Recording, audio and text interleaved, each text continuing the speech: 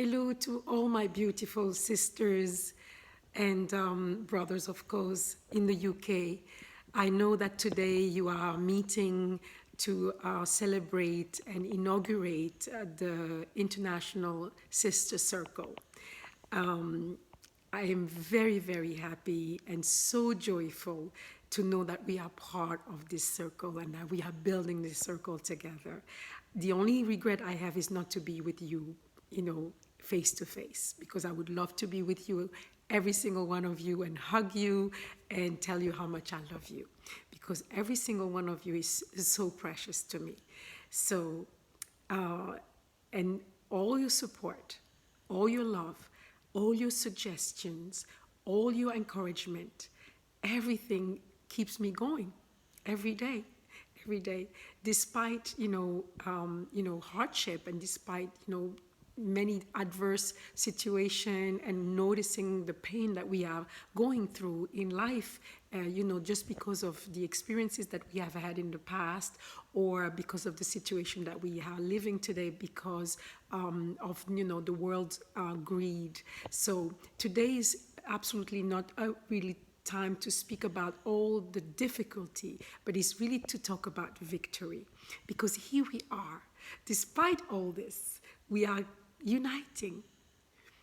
And this is what Sankofa is really about. So we are preparing Sankofa ceremony and a conference in Angola in May 16th. We are inviting whoever can come, and we're going to see with the organizers to make it as accessible as possible for everyone to come and join the tour that we will have in Angola, to go to meet with our elders in Angola, our kings and queens and chiefs, and also to go meet with our and see the place where our ancestor once ruled the world, really. And we're going to talk about our history. We're going to talk about who we are. We're going to talk about the different ways we have to come together and all the areas that we need to work to support each other's work, to make sure that we rebuild this community, this African community, this Kemetic community all over the world.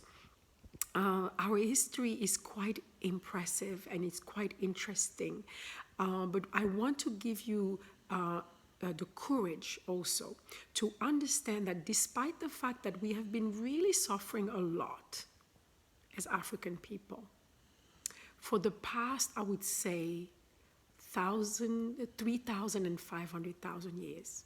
3,500 years.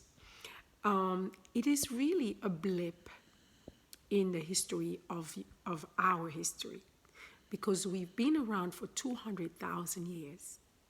And we have to bring all this to perspective, because we have to understand that we have come out of this much, much stronger, despite the pain that we had to endure and that we are still suffering today. And the fact of the matter is that we have now diversified. We have now learned to survive under any condition. We have now learned to express ourselves in so many different ways. And we have to look now back to our experience and see the value in that experience, and see the value in that experience on how it's going to be impacting our future. Identifying problems is one thing that we of course have to do basically a serious diagnosis of the situation that we are in all over the globe, in Africa in particular, and also in all the other places where Africa was forcibly exported, because our people were deported from the African land to the different regions of the world, in particular Caribbean, South and North America. But we are also, of course, in Europe as well, and in Asia, and in the Gulf area, in the Arabic countries. So we have to look at that experience, and we cannot change anything of the past. But what we can do is change the attitude we have and the understanding we have about what really happened. So first and foremost, it's important to get knowledge and get information. But this time, the great difference is that the history we learn, it's from our own fathers and mothers. It's from our own scientists. It's from our own historians. It's from our own archaeologists who are now bringing a completely new perspective into understanding what happened, into understanding how things happened. And we now also have the great ability to connect with each other. So we can now share the experience that we have lived. We can now share about how we've lived it and what were the consequences of us living it. But also, we can share about the resources we have developed in order for us to survive and in order for us to thrive. Because despite the fact of the fact that we do have a lag, we do lag behind in some aspects of wellness and material wealth, and also some basic needs like access to decent healthcare, access to decent education system, access to decent housing, access to minimum rights sometimes in some areas of the world. We have thrived nevertheless because we have used all other avenues to ensure that we could express ourselves in such a meaningful way that we could keep the integrity of our souls and of our hearts. So we have done everything possible from music, arts, fashion, literature, community organizing, political engagements, and business and entrepreneurship, all kinds of ways. We have never, ever given up. We can go from Brazil to the United States, to Canada, to the Caribbean, to Europe, to Asia, to Africa, and life is flourishing, despite the fact that we are still faced with an immense challenge. Life is flourishing. Life is still thriving in so many ways, and it's expressing itself in so many amazing ways. Every time I go to Africa, every time I go to see people everywhere in the world from African descent, I'm always baffled by our ability to create. And this tells us something very meaningful about who we are. We are creators. And then when we do the Sankofa and we go back in our history and we fetch what is important, what was our contribution into the world history, into the world civilization, we realize that we are the builders. We are the builders of civilizations. We are the one who first identify major concept, like the concept of the divine all, and that the all was in everything and expressed itself in every single thing. We, uncovered mathematics. We uncovered architecture. We did, medicine is us. Philosophy is us. Even religion in itself is Africa. All of these things take not only their source to Africa, but have reached a serious peak of development. So this is why I hate to call Africa the cradle of civilization. It's not only the cradle of life, of civilization, but it's also its bedroom, it's also its living room, it's also its house, it's also its university, it's also its castle, it's also its palace. So we didn't get out of Africa with only the ABCs of civilization. We got out of Africa and we continue to thrive in Africa with major accomplishment in terms of understanding this reality in which we live, and also to live in harmony with nature, which is much less that we can say to other attempts in civilization that were made after our great ancestors of the Kemetic culture achieved. And they were not the only one in Africa as well. We have to know that many great civilizations besides the Kemetic civilization also flourished throughout the continent, from north to south of Africa, and passing through the center of Africa and east and west. We have so much more to learn. And I really encourage us to share the little, even if we don't know much, but we have to share what we know. And we also have to look and seek to find out what we can learn. And today is a great age, because we are connected with each other. We can go on, internet, and we can, type any question and then find, valuable information that we could not have easily found, easily accessed before, because maybe we didn't have access to a library, or, and certainly not in the education system. They didn't teach us much about Africa, even in Africa itself, because I went to school in Congo, DRC. And I didn't learn much about Africa, really.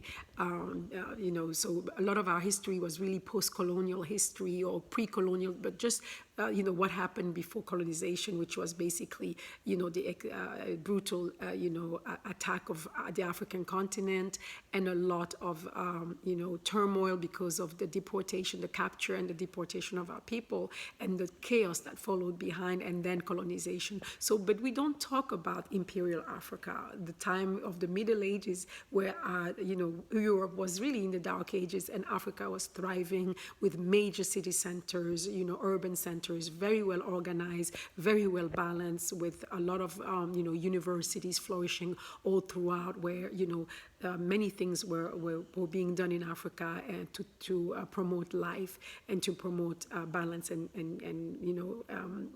a harmony with nature. So, I am so happy that the women are coming together now also, because the voice of the African woman has to be heard all over the world.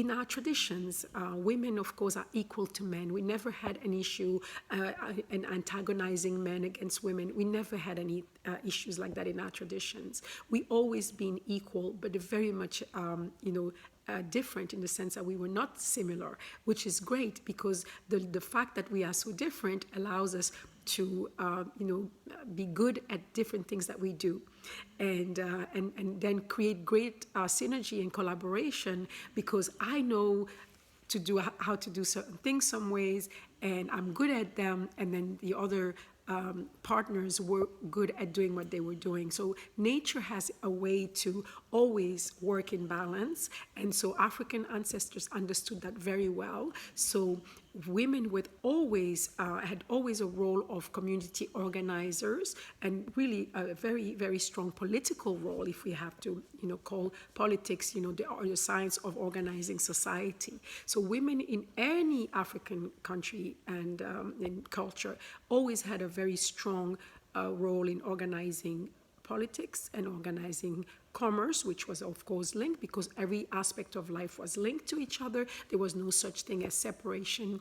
And so we are now coming to grip with many, many things that we have gone through because of the different cultures that have influenced us. And we can now make a distinction and bring back some information that we had from our ways, our traditional ways, our ancestral ways, and bring them back today and see and analyze them and see how smart they were and how thoughtful they were and how wise they were. So my take on this is that wisdom is really what was the central value, core value of all the development of the societies we come from. And this is really what we have to bring back to the center of everything that we do. And it is wise to bring the women back, and to bring the mothers and the sisters and the daughters and the aunts back and the grandmothers back, and to put them in the middle of the circle, in the core of society, of the building block of society. We have this role. We are the creators. We are the birthers. We are the one who beautify life. We are the ones who have the ability to do a lot of consensus work and mediation work, and we work in a logic of win-win. So it's a time that women, African women also, especially because we have a challenge in front of us. We have the challenge to redefine who we are. We have the challenge to heal ourselves because of the trauma that we underwent for 500 years, and we have to revisit all the past. We have to make corrections. We have to understand what is it that we are about.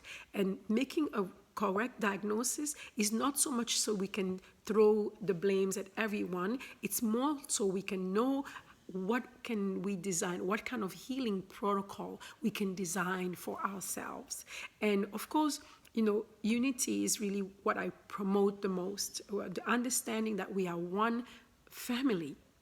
Unity is a very nice word, and it's like, oh my God, unity, unity. But it's not just a word. Unity is a practice. Unity is a decision that we make. Unity is not easy.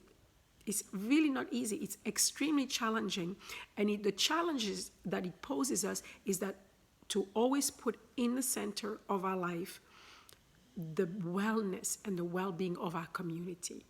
So it requires us to think community and no longer to think me, myself, and I, but to think about my community, me inside my community, and to understand that our interest is always better served within a community. And once we have this, we build our communities with the help of our men, of course, that they have their own role into doing that. We have to now understand how we have to heal. What are the things that we have to do to heal ourselves and to help our sisters, our mothers, our daughters, our aunties, and our grandmothers heal as well? And the healing, for me, it's a lot about compassion. It's about Ubuntu, the Ubuntu principle. Ubuntu principle is something very concise and very short. I am because you are. But in these few lines, or in this one word, is included all that we need to understand that we are one. We are into oneness with everything. Because I am because you are is not just I am Queen Diambi because you are, so and so. No, it's because you are a tree, because you are a river, because you are a plant, because you are, an animal, because you are a man, because you are a child, because you are a grandfather, because you are a person with disability, because you are a person who's different. So I am is defined by the fact that I can, because of who I am, because of everything else that there is out there, I am who I am. And anything would be missing out of me if everything out there wasn't there. So to really start understanding how intricate, how together we are, and not like a finger in the hand thinking that he's an independent because he's not touching, he's not, next to another finger, but we are attached to that one hand. So the craziness and the madness come from the fact that this finger might want to think that he's independent from the others. Yes, he can move and act like he's independent from the others. However, they are all linked to the same one hand, who is linked to the same one body. So this is an understanding that our forefathers, took very seriously, because now it's going to pose the problem of everything that you have to think of doing, you have to think of doing in terms of unity, in terms of I can do this action and how will this action serve everyone, not just me. And it might seem to be a complicated process to find compromise and to negotiate and to, go back and forth and to have mediators and so forth. But it's the right way to go. Our ancestors did it for thousands and thousands of years, and they have come up with amazing civilizations and societies that were well balanced with, the wisdom of the Mahat, for instance.